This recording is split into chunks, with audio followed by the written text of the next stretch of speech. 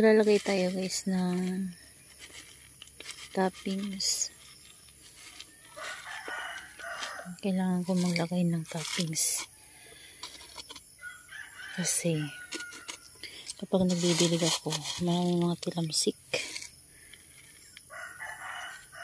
May bumigay pa sa ano natin, astrophyton. Ano yun eh? Dati na yung may problema. Ngayon natuluyan na.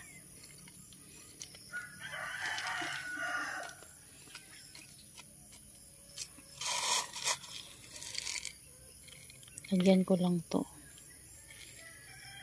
Ito yung dating clamp ko guys na ano.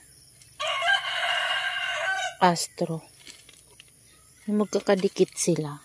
Pinag-iwa-hiwalay ko kasi hindi naman sila lumalaki. And dehydrated yung pinaka-ibabaw nila kasi ayun nga. Hindi sila makadikit-dikit sa soil. So ginawa ko, inano ko na lang,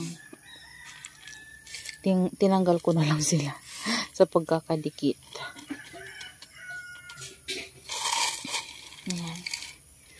Lagay lang tayo ng toppings para maganda naman silang tingnan at hindi sila madudumihan kapag ano, dinidilig natin. Titilamsik yung lupa. Ayan, dito guys naglagay ng ano, pumice.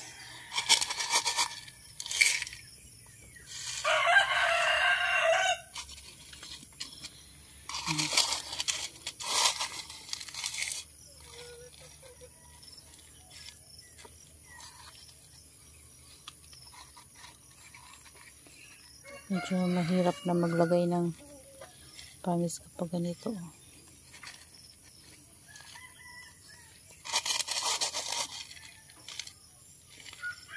At alam nyo ba guys, simula nung ibabad ko sila sa fungicide, ayan, parang gumanda sila. Parang kuminis. Compare dati.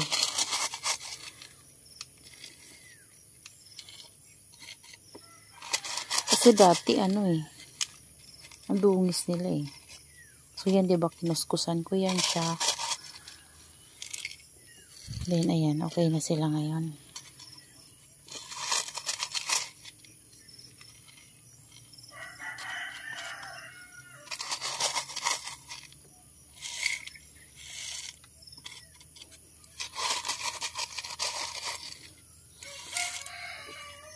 Tagal ko na to gusto lagyan ng pumice. Hindi ko malagyan-lagyan. Ayan.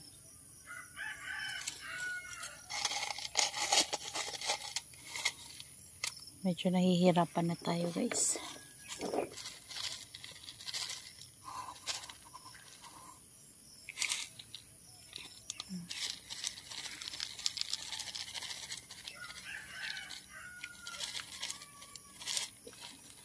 Pero parang ano guys, alam nyo, parang refresh sila nung inano natin. Binunot lahat tapos tinanim ulit. Ayan. Tapos dinidilig-dilig. Ayan. Ang ganda na nila guys. Dati kasi, may mga ano to, mga tawag dyan, lumot-lumot. Kaya ang pangit na talaga nilang tingnan. Nawawalan na ako ng gana mag-alaga ng astro kasi napapangitan na nga ako. Pero nasa ano pala guys, sa pag-aalaga din. Kasi tinatamad na nga ako sa kanila, so pinapabayaan ko na lang. Kasi nga yun, nagkaroon sila ng lumot. So yun. Ngayon, nagagandahan na naman ulit ako sa kanila. Kaso lang may mga namatay dito guys, dahil dun sa worm. Kinakain pala yung ugat nila ng worm. Favorite ng worm yung ugat nila.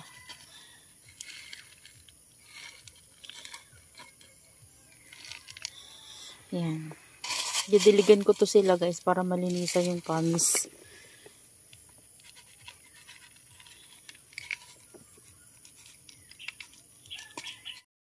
Ayan guys, tapos tayo maglagay ng toppings dito sa ating mga astrophytum. Ayan. Okay na sila tingnan kasi meron na silang toppings. Hanggang doon. Yan na guys. Ito tunay ko itong i-pollinate. Mayroon nga siyang bunga. Itong isa. 3 silang namulaklak dito. Ito yung kinuhanan ko ng panglagay.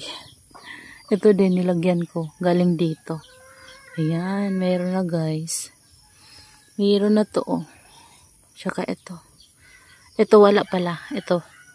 So, 2 yung nagkaroon ng bunga. Ayan. Na-cross-pollinate ko sila. Medyo mahirap din guys magbuhay ng nito.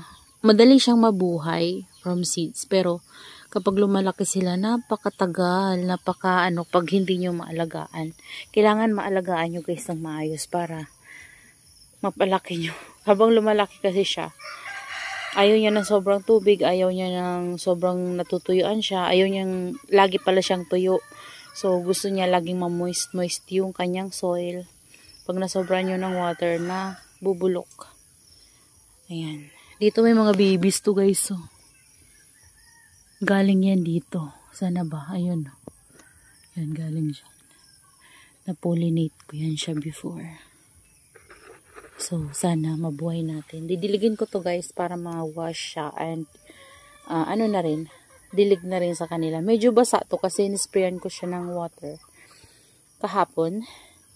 So, ngayon ay didiligan ulit natin. Ayan guys. Ayan, wash lang natin to.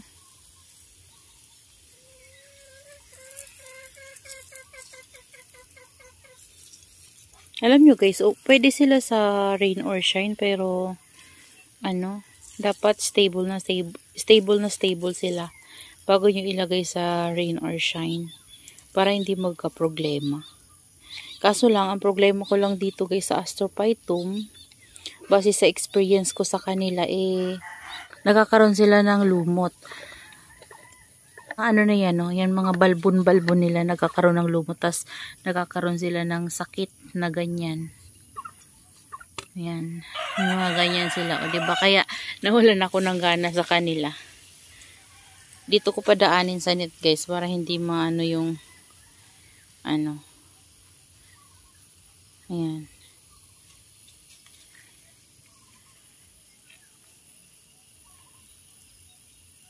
Yun, ang lagay nun guys ay buhangin na kulay itim ang toppings niya.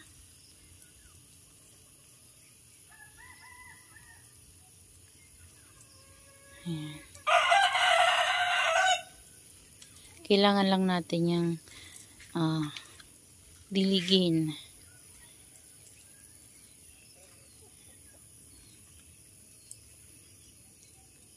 Mabilis sila guys lumaki kapag lagi silang dilig-dilig. Pero kapag napapabayaan din natin sa water, nakukulubot sila. Minsan naman, kapag tama lang yung dilig natin, tama lang din. Pero, pag dilig-dilig talaga natin sila, grabe, ang bilis nilang lumaki. Ayan. Dito meron pa tayong, guys, mga astro nandun sa dulo. Yun, wala pang toppings yun. Lagyan din natin guys ng toppings yun later. Sprayan ko muna sila guys. Yan, ito oh. Ito, na sunburn to, kaya ganyan yung itsura niya guys. So, may scars. So, sana lumaki siya.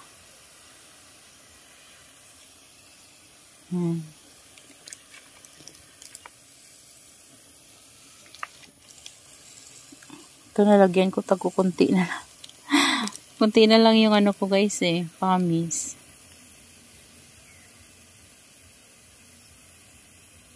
Ayan, ganito na lang yung pagdilig natin. Para ma-wash din yung kanilang balat. Marami silang mga parang lumot-lumot kasi yan yung nilagay ko sila dati sa Rain or Shine. Pero ngayon, lumalaki na sila guys. Tingnan nyo to, lumalaki na siya sa akin. Color yellow naman to. Yan, meron pa tayo dito pala. Yan, color yellow. Alam nyo ba before, gustong-gusto ko yung, bumili ng color yellow kasi yun na lang yung wala ako dati. And nagkaroon ako ng yellow. Eto, lumalaki na siya ngayon. Hindi na siya gaanong yellow. Ayan o. Yan. Pero yellow yan guys. Nag-iisang yellow ko yan. Tapos, nung tumatagal, lumalabasan yung mga yellow. Nagbabago yung color nila guys. Ito o. Hindi naman yan yellow before eh. Ayan. Tapos yan. Nag-yellow na siya. Lumabas na yung mga yellow niya dyan. Kasi ganyan siya dati guys. O. Ayan. Ganyan siya dati. Tapos orangey siya. So ngayon, nag-yellow na siya. Tapos yun, sa dulo, meron na din dun yellow. And, yun nga, dati gusto kong bumili ng yellow color. And, hindi na ako nakabili noon. Kasi iniisip ko, ang dami-dami ko ng mga ganito. Napapabayaan ko na. Actually, may mga namatay na dito dati guys. Na yung mga na-dehydrate. Kasi hindi ko na sila naalagaan. Kasi napakarami din nating mga succulents. Hindi ko sila matutukan. Tapos, nandun pa sila sa ulanan. So, yung iba na na guys, parang may insekto na nakumain, nasugatan, tapos nababasa. Ayun, nasisira. Yung iba parang nasa sunburn, nagsobrang sa init. So, ito lang yung mga bukod tanging nag-survive. Meron pa nga ditong may kulubot pa eh.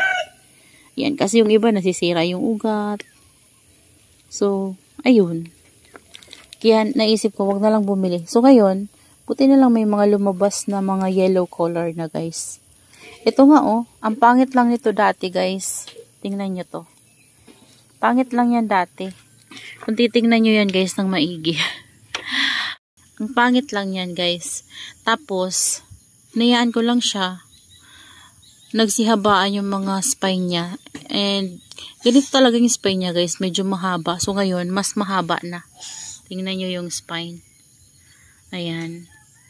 Tapos, ngayon, nagkaroon na siya ng color. Before, ano lang yan siya guys. Green lang. As in, purong green lang siya. So, ngayon, tingnan nyo guys. Parang nagiging, na siya oh. Nagiging perfect na yung color niya. So, ayan. Naripat ko siya dito sa ceramic pot kasi ang laki-laki niya. Natuwa ako sa kanya. Tapos ayan o, yung mga white-white na yan. Yan, ngayon may pabulaklak na siya ngayon. O, diba? O, yung pangit lang dati guys na mga gymno ko. Ngayon, gumaganda na.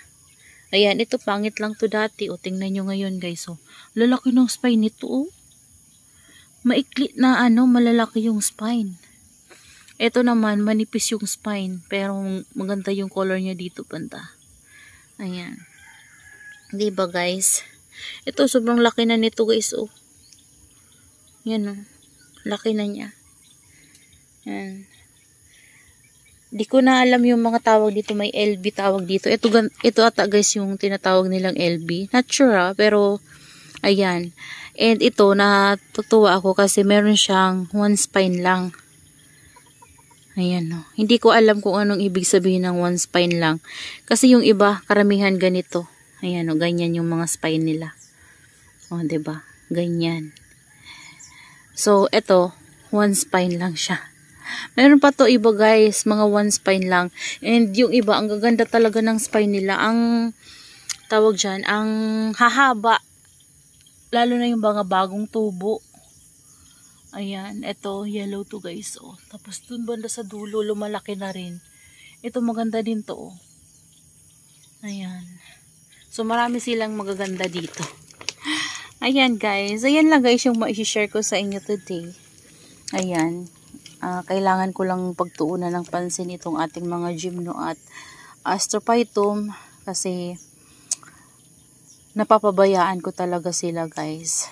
Dinidiligan ko sila, oo, pero hindi ko sila chine-check isa-isa. Hindi kagaya ng mga succulents sa tinitingnan-tingnan ko. So, ito, Hinahayaan ko lang talaga. So, buti na lang, naripat ko na yung karamihan dito. Ayan, oh. Naripat ko na yan sila, guys.